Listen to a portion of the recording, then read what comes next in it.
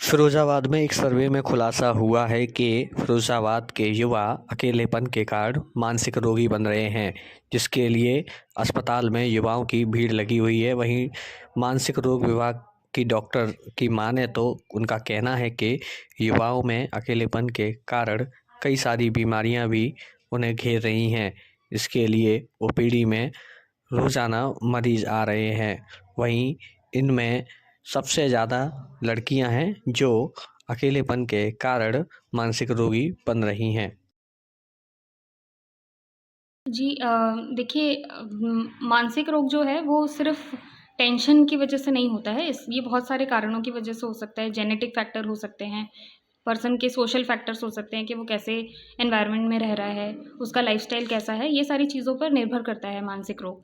तो अगर हम देखें आँकड़ों की बात करें तो हमने लास्ट मंथ अराउंड 850 पेशेंट्स देखे हैं, जिसमें से 60% पेशेंट्स जो हैं वो एडल्ट हैं, जिनकी एज 25 वर्ष से 45 वर्ष के बीच में रही है।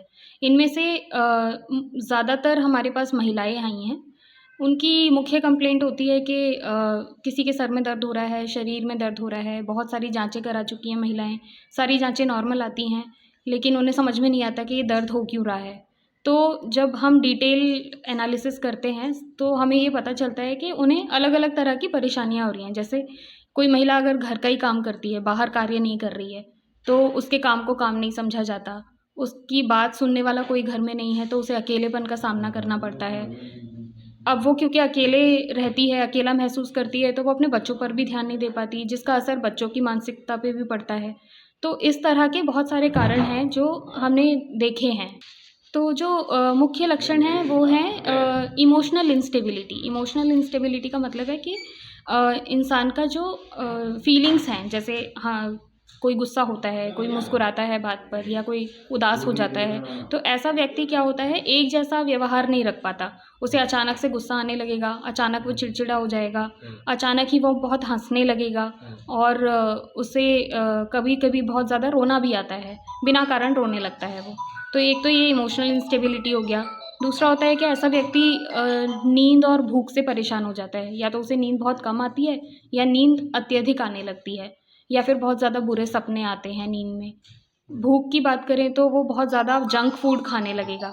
जंक फूड की उसे मतलब मन करेगा उसका खाने का और या फिर बिल्कुल ही भूख कम हो जाएगी।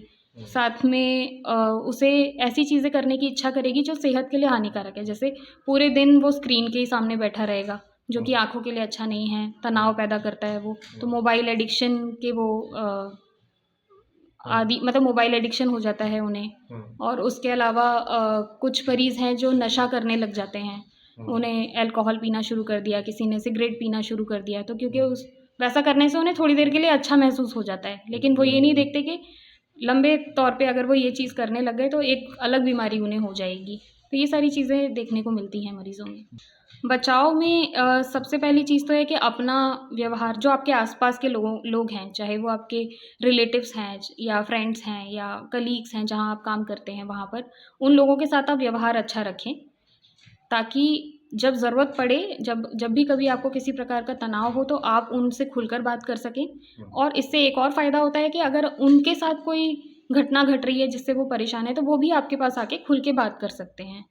इसके साथ-साथ आपको अपनी प्रोफ़ेशनल और पर्सनल लाइफ़ के बीच में बहुत ज़्यादा एक अंतर बना के रखना चाहिए। कई बार क्या होता है कि लोग ऑफ़िस का काम घर लेके आ जाते हैं, तो वो घर में भी उनको यही लगता है कि हमारा ऑफ़िस का काम चल रहा है, तो पर्सनल लाइफ़ को समय नहीं दे पाए। या कुछ लोग होते हैं जो पर्सनल परेशानियों को लेकर अपने ऑफ़िस में बात करते हैं, तो बात करना अच्छी बात है, लेकिन इसका असर आपके काम पे नहीं होना चाहिए। साथ ही में आप अपना दिनचर्या का ख़्याल रखें, जैसे रात में सोने का टाइम फ़िक्स कर लें, अच्छा खाना खाएँ क्योंकि उससे आपका पेट ठीक रहेगा, तो गट हमारा माइंड के साथ अटैच्ड रहता है। फिर आप स्क्रीन का प्रयोग कम से कम करें, मोबाइल का एक टाइम फ़िक्स कर दें, जैसे छोटी-छोटी चीज़ें करें। अगर आप अपने परिवार वालों के साथ खाना खा रहे हैं, तो खाना खाते वक़्त फ़ोन का इस्तेमाल ना करें क्योंकि उससे उन्हें लगता है कि हमें इम्पोर्टेंस नहीं मिल रही, अपना बस मोबाइल देखा और खाना खा लिया। तो ये छोटी-छोटी चीज़ें हैं जो आपको हेल्प करेगी लंबे तौर पे।